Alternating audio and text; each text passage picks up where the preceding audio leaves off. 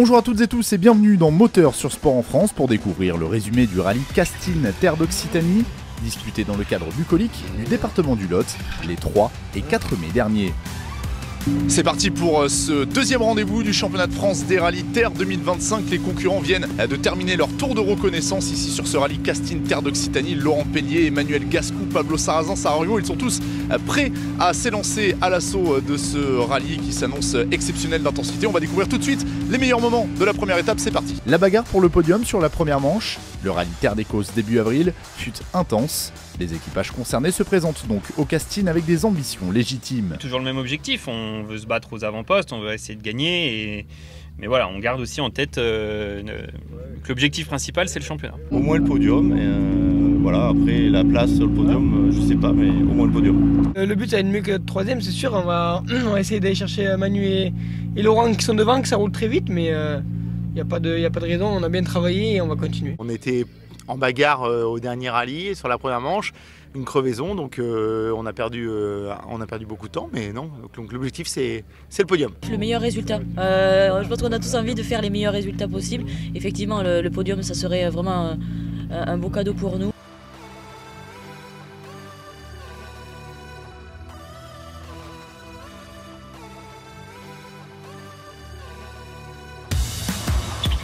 Très vite sur ce rallye, Laurent Pellier et Kevin Bronner se détachent du reste du plateau avec la Skoda Fabia RS Rallye 2 du team 2C Yako RS. Gauche 160, pour léger frein, gauche 160, course saute, pour droite 160 cubettes, mais gros frein piège, aux arbres, longue droite 144, gauche 40.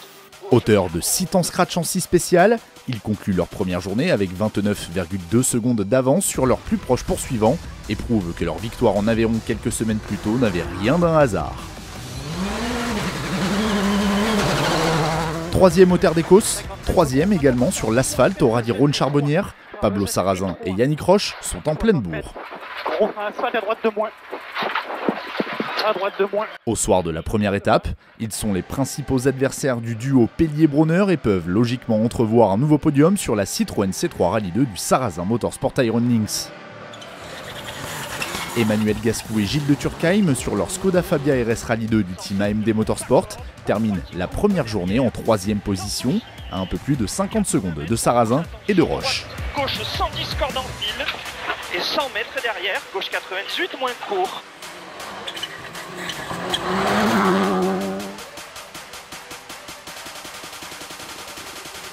Retour à l'assistance et place au débriefing de la première étape pour les 3 hommes de tête.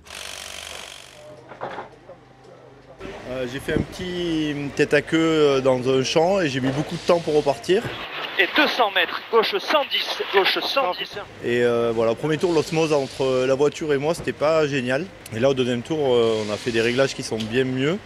Et après, bon, quand on est décroché de la tête, c'est un peu plus compliqué, je pense. J'ai un peu plus de mal à me lâcher. Ouais, une belle première étape pour nous, soit on est deuxième derrière Laurent qui pousse très fort. Voilà, donc non, on est content du rythme affiché. Voilà, demain ça va être un autre rallye avec la pluie qui va s'éviter normalement au programme, donc voilà, ça va être cool. On signe tous les scratchs possibles aujourd'hui, donc voilà, c'est très bonne entame de rallye, une petite avance qui commence à être sympa en vue de la pluie de demain a priori. Si la lutte pour le sommet de la hiérarchie attire en toute logique les attentions, celle pour les places d'honneur est tout aussi belle.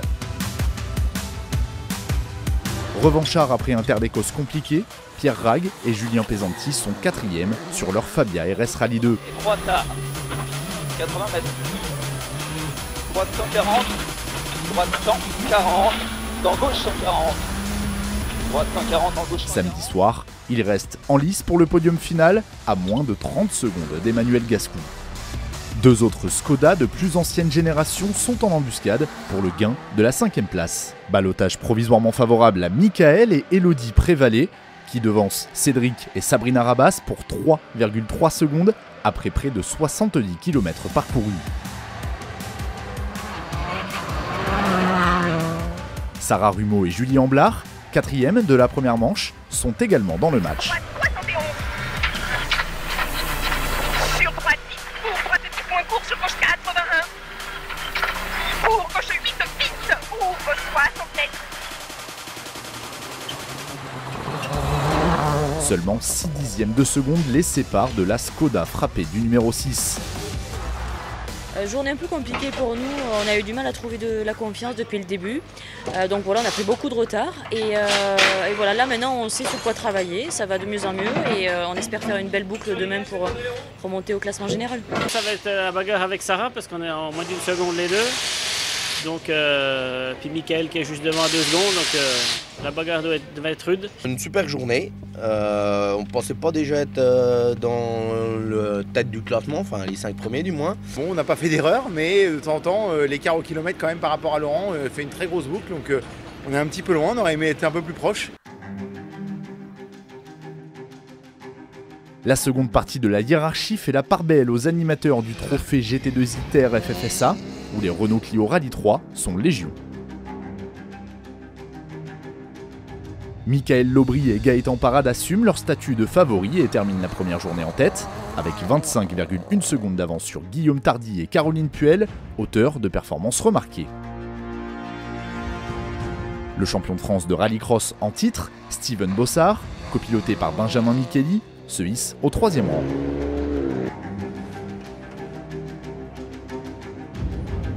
Non mais je suis assez content, on a trouvé des bons setups sur la voiture, là, surtout cet après-midi.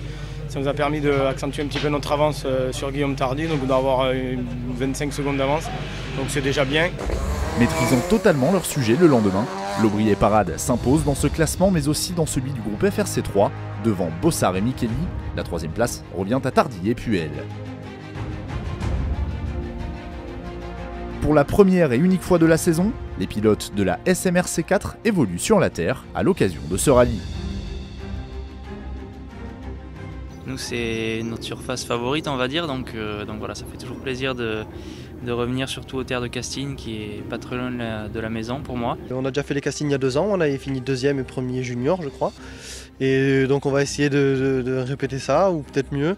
L'objectif final, ça serait de rester en tête de la coupe, qu'on finisse 1er, 3e, ça va dépendre de nos concurrents. Quentin Vialat est exceptionnellement copiloté par Marine Lacruz au casting. Absolue corde sous pou, 40 mètres. Gauche 121, vite, ok corde. 100 mètres. Sombre, droite 170 et frein. L'équipage prend ses marques lors de la première étape et conclut la journée au 4e rang provisoire. Finalement, beau bilan de deuxième partie de journée, mais premier un peu décevant. Ouais. Benjamin Barnoin et Romain Garel, adeptes de la SMRC4, se hissent en 3e position à l'issue de la première journée. Déjà très en forme lors de la première course sur asphalte, Matteo Codaccioni et Manon Massarotto sont dans le coup et peuvent envisager un second podium consécutif, voire mieux. Sur frein, quitter droite 90 élan, 100 mètres. Premier junior, donc c'est ce qui est important, il ne faut pas oublier les objectifs. On est en train de bosser demain, on a attaqué direct avec l'équipe aussi, on va ajuster un petit peu la voiture et on verra bien demain. De toute façon, on va rester dans la même optique. Le plus important, c'est de rester sur la route et pourquoi pas aller chercher la victoire. Le jeune homme peut compter sur un soutien de premier plan et sur les conseils avisés d'un pilote au riche palmarès. Je suis plutôt fier et content de pouvoir apporter mon expérience, des formules de promotion que j'ai pratiquées moi aussi à l'époque. Donc je pense que c'est plutôt bien et je prends ça comme une belle opportunité pour lui d'avoir un coach comme moi entre guillemets. J'aurais bien aimé avoir aussi un pilote à l'époque qui me suive comme ça, c'est plutôt bien en termes d'expérience. Surface singulière, la Terre permet souvent à ses adeptes de s'illustrer. Les leaders du classement au soir de la première étape, passés par le rallye tout-terrain il y a quelques années, en ont justement profité.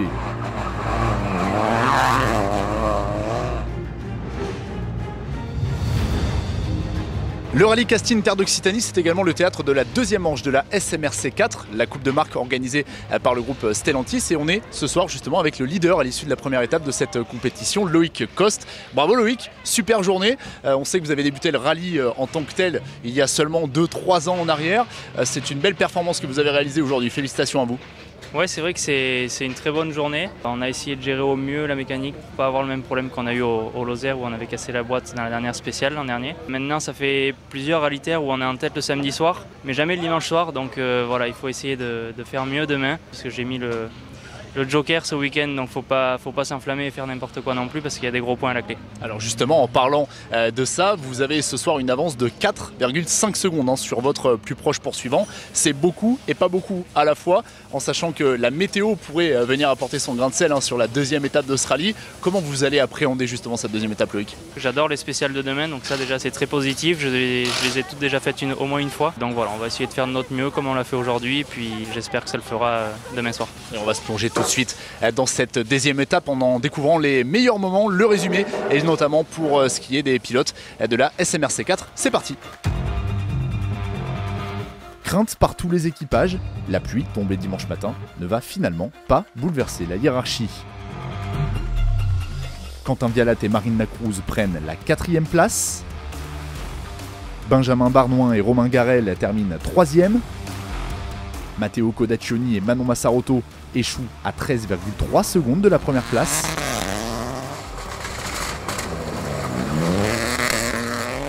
La victoire revient donc à Loïc Coste et à Christelle Perrin, qui remportent là leur deuxième victoire en carrière dans cette compétition, après les Vosges en 2023. Le trophée national Terriaco tient décidément toutes ses promesses et nous offre au casting un dénouement inattendu. Le premier coup de théâtre intervient dans l'ES10 où Guy Beckart et Josh Reichenecker, seconds, sont contraints à l'abandon sur panne mécanique. Alors confortablement installés en tête, Maxime Lafont et Romain Laborie sont eux aussi touchés par la malchance et crèvent dans l'avant-dernière spéciale du rallye. Jean-Luc Morel et Pascal Romero en profitent et filent vers la victoire.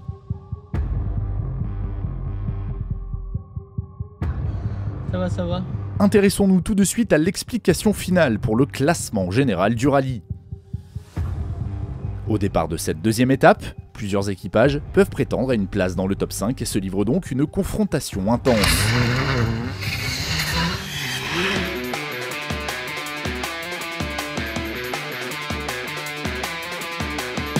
Michael et Elodie Prévalet, victimes de 2 crevaisons, terminent finalement 8e. Cédric et Sabrina Rabat sont tout tentés mais doivent se contenter de la 6e place, à 18,7 secondes des championnes de France des rallyes en titre Sarah Rumeau et Julie Amblard, de bon augure avant leur prochaine apparition en mondial. Moins pec, à 3 têtes en 7, moins pec. Sur gauche 5 dur.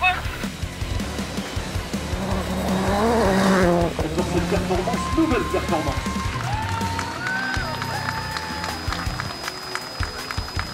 Solide durant tout le rallye, Pierre Rague et Julien Pesanti prennent la 4e place et apportent de précieux points au team 2C Yako RS. Et gauche 160 à Fourchette.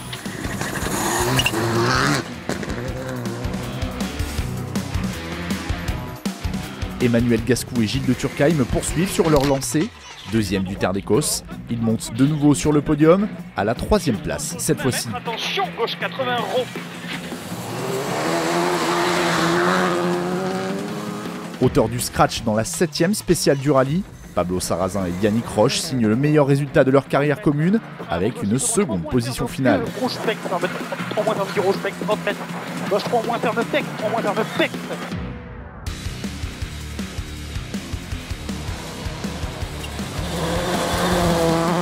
Mais dans le Lot, un équipage a dominé de la tête et des épaules les débats. Sur droite à fond. Sur gauche. Pour long droite à fond tard. Et 50 mètres, attention, frein, piège, gauche 143 coups, il ferme 50. Laurent Pellier et Kevin Brunner remportent leur 3e succès consécutif et leur 2e cette année, consolidant ainsi leur avance au championnat.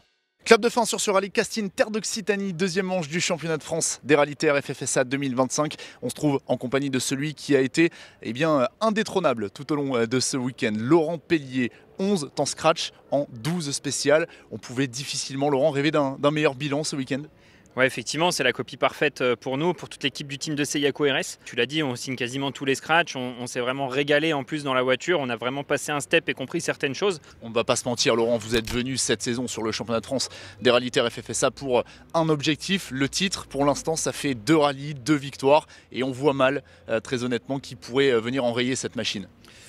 Ouais, effectivement, nous on suit notre ligne de conduite. Effectivement, l'objectif c'est le titre à la fin de l'année. Tant qu'on peut enquiller des victoires, on le fera.